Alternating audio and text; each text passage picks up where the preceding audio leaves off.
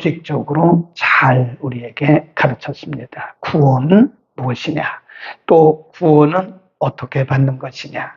한마디로 말해서 하나님의 절대적인 주권이다. 어제 본문의 36절에 보면 모든 만물이 주에게서부터 나오고 주로 말미암고 주에게로 돌아간다. 이게 결론이라고 그랬어요. 구원도 하나님의 절대적인 주권, 절대적인 은혜로 말미암은 것이다. 구원에 있어서 물론 모든 것이 다 그렇지만 구원에 있어서 하나님의 은혜가 아니면 될 수가 없는 것이다. 우리는 절대 감사, 절대 순종이어야 된다. 절대 믿음이어야 된다. 그런 말씀을 드렸어요. 그리고 이제 1막이 끝났어요. 1장부터 11장까지가 1막입니다. 12장부터 16장까지가 2막, 두 번째 부분인데 이 부분이 시작을 하면서 뭐로 시작을 하냐 하면 12장 1절에 보면 그러므로 줄급시다. 그러므로라고 시작을 해요. 이 그러므로는 우리가 조금 어려운 문법적인 용어로 말하면 접속사라고 해요. 접속사란 말은 여기와 여기를 붙이는 거예요. 연결하는 연결고리다. 그러므로 이 말은 우리가 하나님의 은혜로 구원을 받았으므로 그 말입니다. 하나님의 은혜로 구원을 받았으므로 그러면 우리는 앞으로 어떻게 살 것이냐. 12장 1절부터 16장까지는요. 구원받은 사람들의 삶의 원리입니다. 원칙. 그러니까 원칙에 이대로 살아야 되는 거예요. 그러니까 1장에서 꾸준히 말씀했던 것이 뭐냐면 인간의 행위로는 구원받을 수 없다. 인간의 행위는 사람이 죄인이고 의인은 없기 때문에 인간의 행위로는 하나님께 이를 자가 없어요. 또 하나님의 요구를 다 충족시켜 드릴 수도 없어요. 그래서 하나님의 방법인 예수를 믿는 믿음을 통해서 우리를 구원하시고 구원하신 후에는 다시 우리가 뭐로 돌아가야 된다고 그랬어요? 계명으로 돌아가야 된다고 그랬잖아요.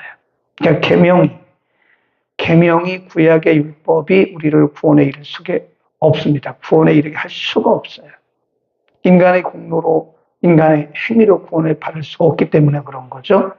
그래서 예수 그리스도를 통한 믿음의 구원을 이루시고 예수를 믿음으로 구원받은 우리들은 다시 계명으로 돌아가야 되는 거예요. 이해하시겠죠? 굉장히 중요한 겁니다. 그래서 11장까지를 믿음, 12장부터 16장까지를 행위라고 해요. 행위, 삶이다. 그래서 믿음과 행위는 같이 가야 된다. 믿음과 행위가 동떨어지면 그것은 50점짜리고 온전한 믿음이 아니에요. 믿음 없는 행위가 의미가 없고 행위 없는 믿음도 의미가 없습니다. 그건 죽은 거라 그랬어요. 야고보서에 보면 행함이 없는 믿음은 죽은 거다. 또 믿음이 없는 행함은 그건 율법주의고요. 그래서 이제 오늘부터 우리가 쭉 공부를 하는데 제일 먼저 말씀하는 것이 형제들아 내가 하나님의 모든 자비하심으로 너희를 권하노니 명령이 아닙니다. 거기 권하노니 여기다가 줄거 놓으세요. 이것은 명령이 아니에요. 구원받은 이후에 우리가 이렇게 살아가는 것은 이건 지옥 가는 문제, 천국 가는 문제가 아니라는 거예요. 이것은 구원받은 자로서 자원해서 해야 돼요. 자원해서 해야 돼요. 권하노니 너희 몸을 하나님이 기뻐하시는 거룩한 산제사로 드려라. 이는 너희의 드릴 영적 예배라. 너희 몸, 이 몸이란 말은 우리의 이 바디, 우리의 육신을 의미할 수도 있지만 여기서 몸이라고 하는 것은 우리의 삶, 우리의 생활을 의미합니다. 생활, 우리의 행동, 우리의 행위, 우리의 행위를 통해서 우리의 삶을 통해서 하나님을 기쁘시게 하라. 그것이 영적 예배라는 거예요. 그러니까 우리 이렇게 모여서 드리는 예배가 있고요. 삶으로 드리는 예배가 있어요. 잘못하면 우리가 주일에 모여가지고 이런 의식적인 예배 끝나고 교회 문 나가자마자 그때부터는 안 믿는 사람과 똑같아요. 그럼 그건 예배가 아니에요. 예배는 모이는 예배, 흩어지는 예배. 그러니까 교회에서 모여서 함께 의식적인 예배를 드리고 또 삶으로 예배를 드리는 거예요. 지금부터 쭉 말씀드린 그런 것이 바로 삶으로 드리는 예배입니다. 예를 들어서 사업을 하는 사람은 그 사업이라고 생각하면 안 돼요. 그 사역입니다. 사역. 미니스트리예요. 직장에 가는 사람들이 내가 오늘 돈벌이 하러 간다. 그렇게 생각하면 안 돼요. 직장 나가는 것도 사역이에요. 사역. 우리는 옛날부터 전통적인 생각이 뭐냐. 교회에서 예배드리고 기도하고 말씀 묵상하는 것은 신령한 것이고 직장 가고 애들 키우고 사업하는 것은 세상 일이다. 이 자체가 틀린 거예요. 이 자체가 영지주의 사상하고 비슷합니다. 그렇지 않아요. 아이 낳아서 키우는 것도 사역입니다. 남편을 잘 보조하는 것, 보필하는 것도 사역이에요. 아내를 사랑하는 것도 사역입니다. 직장에 가서 열심히 일하는 거 사역이에요. 그러니까 크리스찬들이 달라요. 처음으로 영적 예배를 드리라. 이게 굉장히 중요한 말씀이에요. 이게 균형을 이루어야 됩니다. 우리가 성전에서 아무리 거룩한 예배를 드려도 우리의 삶이 예배가 안 되면 안 되는 거예요. 그러니까 우리의 직장 생활을 여러분 돈벌이라고 생각하면 안 돼요. 직업이라고 생각하면 안 돼요. 그게 사역입니다. 사역. 직업이라고 생각하니까 직장에 가면 교인이 아니잖아요. 직장에 가면 똑같이 행동하잖아요. 그 사람들이 하는 생각 똑같이 하고 먹고 마시는 거 똑같이 하잖아요. 그건 삶으로 드리는 예배가 아니라는 거예요. 또 우리 사업장이 사역터입니다. 사역터.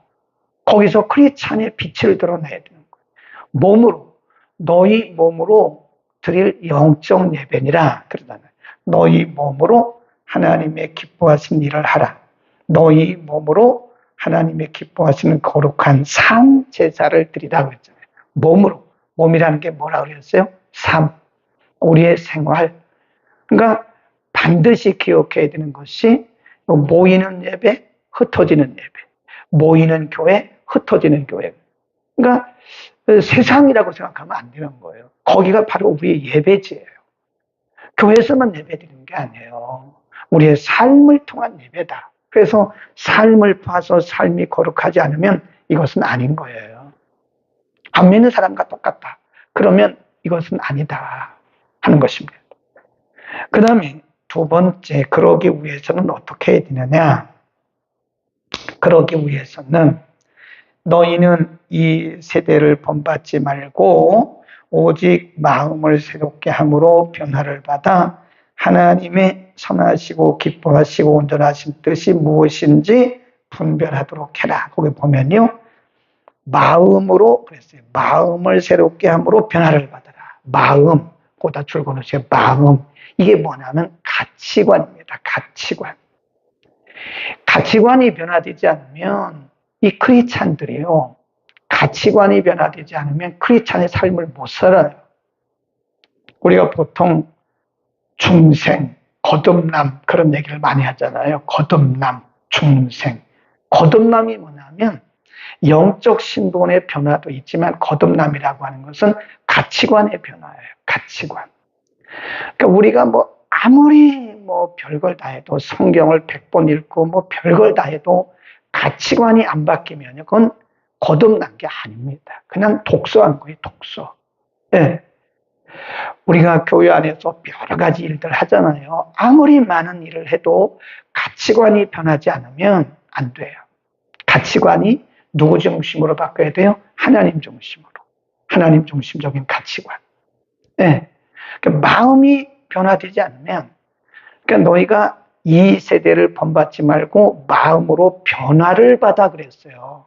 이 가치관이 변화되지 않으면 우리의 몸으로 영적 예배를 못 드립니다. 가치관이 변화되지 않으면. 우리가 음식 하나를 먹어도 변화된 가치관으로 먹어야 돼요. 내가 음식을 배부르려고 먹는 건 아니에요. 물론 먹고 배가 불러야죠. 저는 그렇게 생각을 합니다. 우리가 건강 관리하는 거요.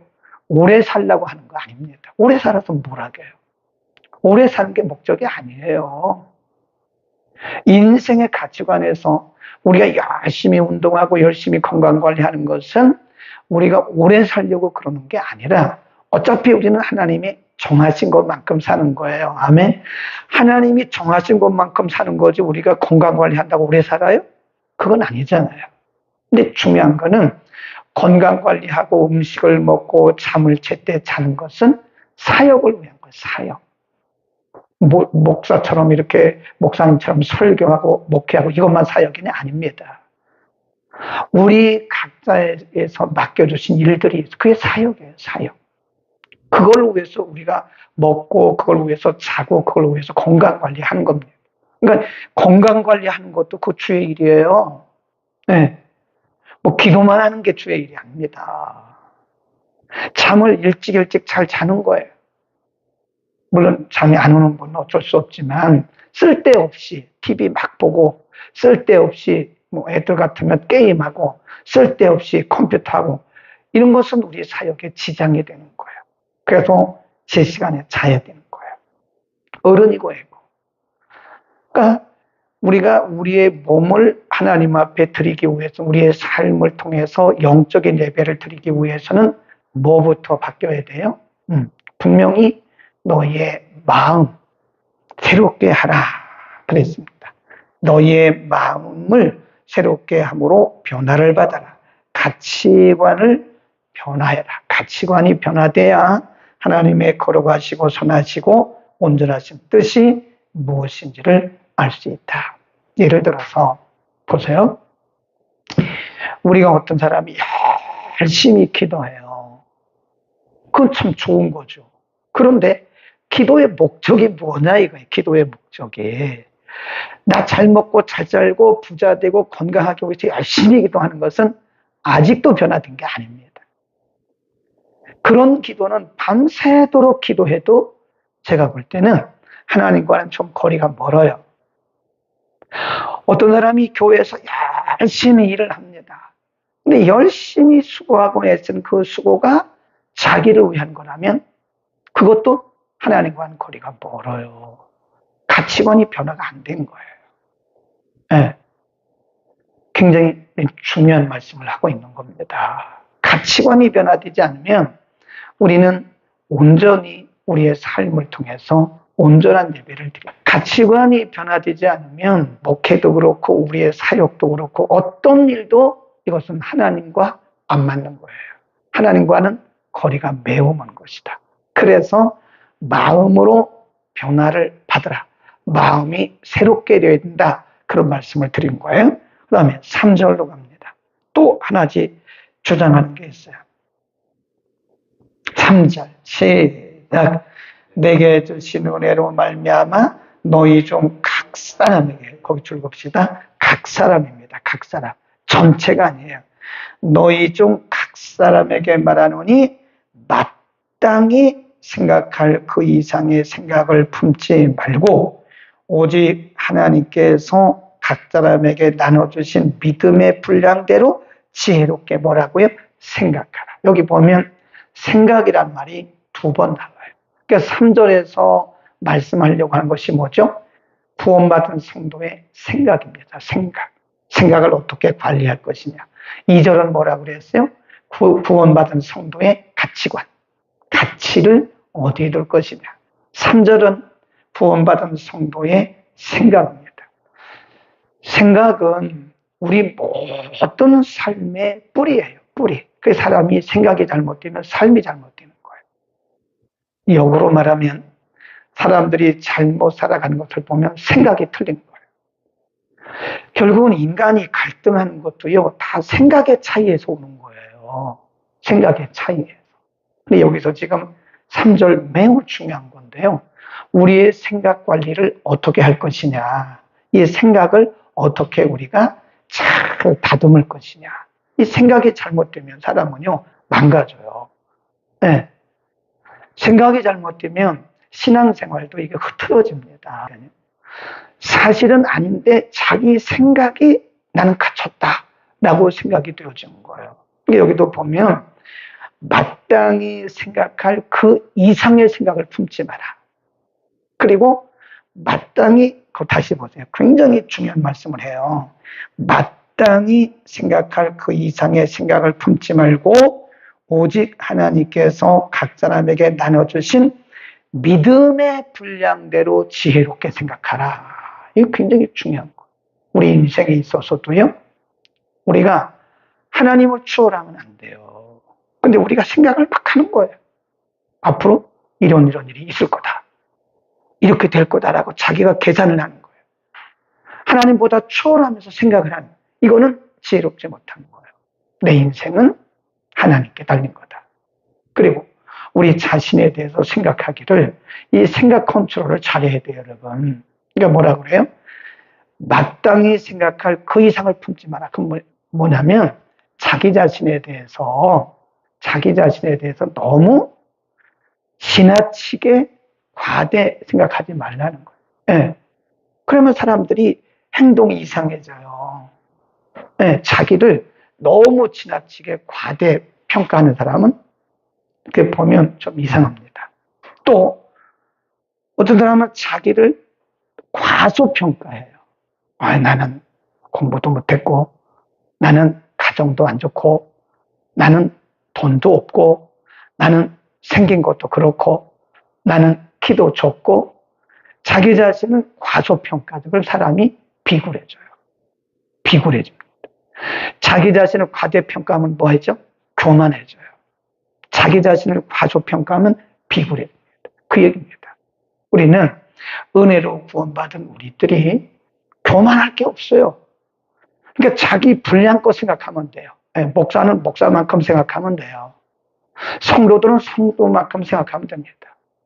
목사가 성도가 아닌데 성도처럼 생각하면 되겠습니까? 성도가 목사가 아닌데 목사처럼 생각하면 되겠어요? 자기 분량. 너무 자기를 과대평가하지 말고 과소평가하지도 말아요. 과소평가하는 사람들을 보면은요, 너무 비굴해요. 항상 보면 자신감이 없어요. 그럴 필요 없어요. 우리가 하나님의 자녀고 구원받은 하나님의 고귀한 자녀들인데 왜 자기를 비굴하게 생각합니까? 당당하게 사세요. 당당하지만 교만하지는 말라고요. 너무 또 과대평가하는 사람들은요, 뭐 왕자병, 공주병에 걸려가지고 또 희한하게 행동하더라고요. 그래도 안 되는 거예요. 그러니까 뭐라 그래요? 분수. 믿음의 분량껏 생각하라. 어떻게? 지혜롭게. 할 말이 참 많아요. 이 로마서 12장부터는요, 우리의 삶과 관련된 거기 때문에 사실 우리가 모르고 있는 분들이 너무 많아요. 너무 많아요. 네. 오늘 지금 4절부터는 못했는데 시간이 짧습니다. 여기서 맞춰야 되는데 2시간을 더 해도 못해요. 네. 우리가 실질적인 문제입니다. 이것은 우리의 삶과 관련된 추상적인 문제가 아니에요. 이것은 우리의 삶과 관련된 실질적인 문제이기 때문에 우리가 사실 가만히 보면 성경으로부터 벗어난 부분들이 너무 많아요. 그러면 어떨까? 기도하겠습니다.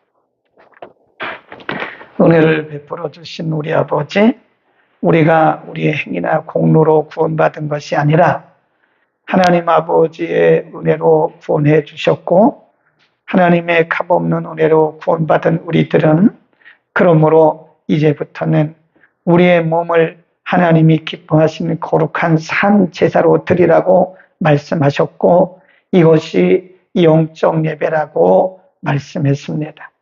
우리는 많은 성경을 알고 많은 시간 예배를 드리고 기도하는 것만 거룩한 것이라고 말씀했고 생각했지만, 성경은 그렇지 않고 너희의 몸으로 거룩한 산제사를 드리라고 말씀합니다. 우리의 삶을 통하여 우리의 믿음의 열매를 맺게 하여 주옵소서. 그러기 위해서는 우리의 가치관부터 변화되고 거듭나야 되며, 그러기 위해서는 우리의 생각도 바뀌어야 됩니다. 우리의 가치관과 우리의 생각을 날마다 하나님 중심으로 바꾸어 주셔서 우리의 믿음과 우리의 삶이 따로 가지 않도록, 우리의 믿음과 삶이 균형과 조화를 이루도록 하나님 은혜를 더하여 주옵소서. 믿음은 있으나 삶이 없는, 또 삶은 있으나 믿음은 없는 불균형한 믿음이 아니라 종말을 그리고 균형을 이룬 건강한 우리의 믿음이 되게 하옵소서. 예수 그리스도의 이름으로 기도드립니다. 아멘.